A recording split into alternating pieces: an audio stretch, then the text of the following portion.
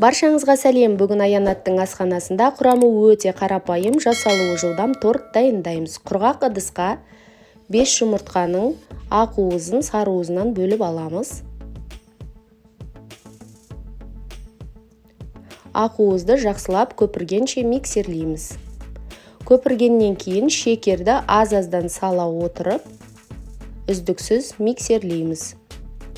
Біздің массамыз ыдысты төңкергенде ағып кетпейтіндей көбік болуы керек.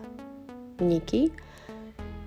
Енді бұл массамызға жұмыртқаның сары уызын бір-бірден сала отырып миксерлейміз. Ұнға жүгері крахмалын салып араластырамыз. Жұмыртқалы массамызға 2-3 бөліп қосамыз. Силикон күрекшенің көмегімен массаны құлатып алмай бір бағытта араластырамыз. Диаметрі 22 см формаға массамызды құямыз, бетін тегістейміз. 170 градус қызған пеште шамамен 35-40 минут пісіреміз. Бисквитті решеткаға аударып қоямыз.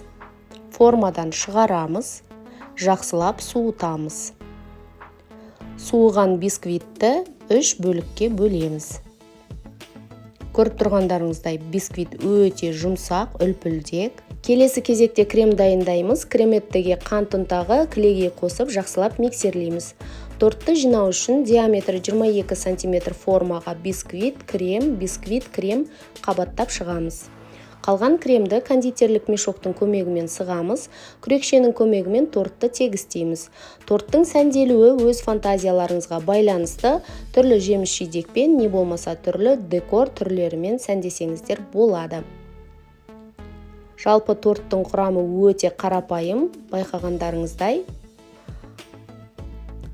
Мен тортты таңқурай және орео печеньесімен сәндедім. Шоколадты ерітіп, кондитерлік қапшықпен осылай тамшылар, яғни шоколадный подтеки жасадым.